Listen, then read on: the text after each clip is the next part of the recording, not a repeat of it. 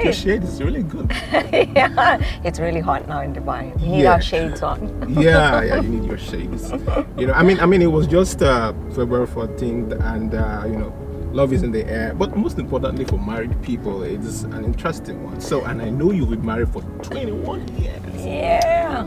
First of all, let's give honor to whom honor is due. Good day, ma'am. Good day. I mean, it's amazing, to hear that and know that these days that marriages just end so quickly. This is a Church on the Go, where we more like talk about faith-based things and things concerning from the God perspective, from the Christ perspective, and I am with Priscilla. She is therapist, Christian therapist. She's a pastor too, and I'm asking her questions. And there's this question I wanted to ask before I did that introduction. So tell us, how were you guys able to do it, you and Rav? 21 years, that's a lot. Well, 21 years. Yeah, it is a long time. It's funny because the other day we looked at each other and we're like, we married that This long? is happening. We've got a 16-year-old who asked us the other day, like, Mom, Dad, like, how did you both live together for so long? Yes. With much commitment. I guess it's both conflict and commitment. Yeah. You got to have the conflict in between, but the commitment to resolve things and work through things. Yeah. But it's been good. Life kind of happens once you also start to have kids, and it's been good. 21 years. Does that make it complex, when the kids come? I think it adds to the excitement. Yeah. I would say complex. I would say it's more exciting once the kids come along. There's obviously more responsibility, but it's fun. 21 years and we're excited. Wow. Yeah. Are we circling? Because I think we've gone here before. We're circling. I think we've been here before. For the young people now, I'm a young person. I'm trying to, be in a relationship. What should I be looking out for in the next person or whoever I want to, spend time or spend the rest of my life with? Like they say, what should I be looking out for? That's a good question. I think, being single, if you're not in a committed relationship yet and you're still single and you're waiting and you're dating, I think one of the things about being single is a good time to actually, rather than look at it as a time of waiting, it's a time of preparation. Ooh, yeah, like building yourself. Yeah, like building yourself. I mean, you will never get that time back again once you step into a committed relationship. It's so you want to be able to cherish that season. It is a season. Really, relationships are seasonal in the sense there's seasons that come and seasons that go. And so if you're in a time that you're waiting and dating and looking around, really look at focusing on building yourself up. What can you do to become whole? There's the word whole. Yeah, wholeness. Yeah. So now, talk to us about that. Is this the right thing? People are saying, "Oh, my better half." and then you mentioned wholeness. Does it mean that it's wrong to think of the other person as a better half? Is that a wrong perception? Yeah. I think you know what it is. Two people. When you come into a relationship like marriage, into a covenant relationship like marriage, is it's going to take two whole people to complete each other. And until that day comes, it's a lot of refining process. It's a lot of coming together and sorting out our issues and our struggles. So I don't know if there's going to be a person out there that's going to complete you. I don't think we will find that. Marriage is something that you take a leap of faith, but you work out. Take a leap of faith. Yeah. So you're literally taking a leap of faith on anybody you choose to. Well, I wouldn't say anybody that you choose to. I think you still would want to be able to find someone that is like-minded. I think having a set of values that are similar and like-minded is important, because walking into a marriage, you need to build foundations.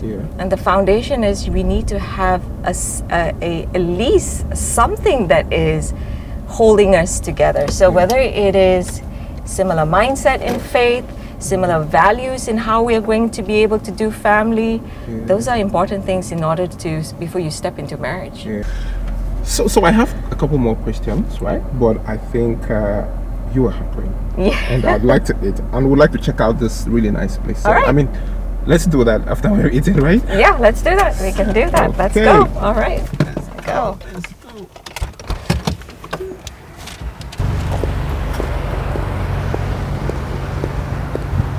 And we will just pass as if we're going somewhere. For couples who are trying to, should I use the word couples? For a man and a woman, or for, you know, people who are trying to get into marriage. Yeah.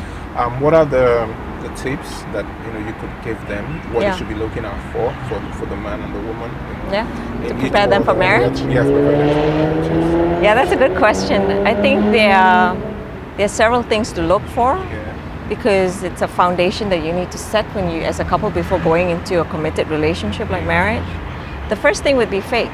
Faith, yes. Yeah, to just kind of find out, are we, do we share the same kind of faith, the same beliefs, the same values?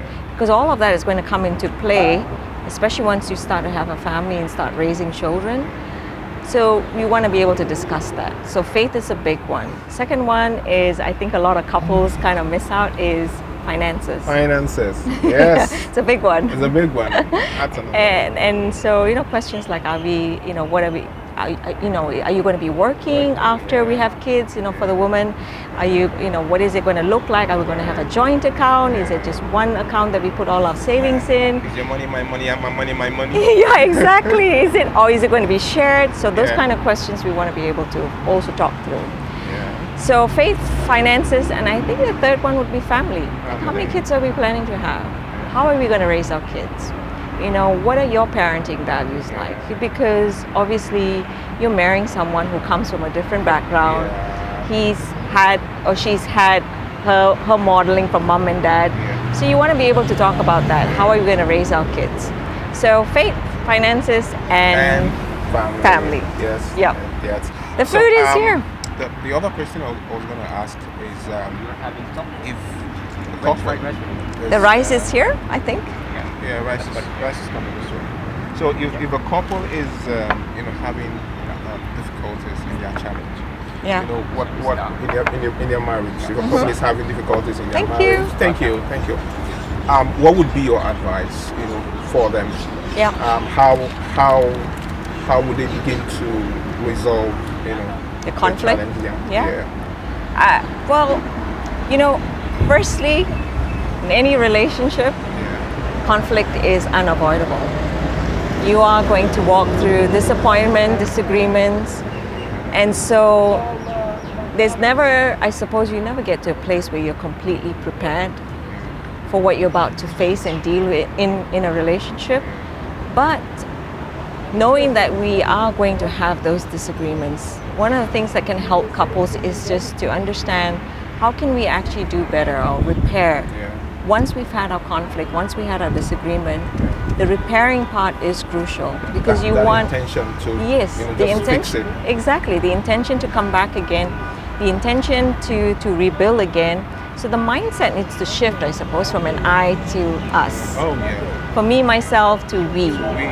Because we're rebuilding again. And so if we can have the mindset, couples can kind of keep that in mind, we are rebuilding again. How can we make this better? How can we do better? Because when we go through disagreements and conflict, it can be painful. So we want to make sure that we take that ownership and responsibility to kind of deal with our emotions, have the tough conversations. That's another tip. Have the tough conversation. Have the tough conversation. Have the difficult conversation and work through it. And sometimes it's going to take time. That's okay. Be patient with that. And then sometimes people don't want to have that tough conversation. Maybe somebody is not willing to because having a conversation means we have to begin to lay bare everything. Right?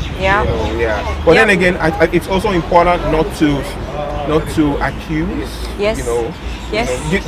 Can you build on that for us? Absolutely.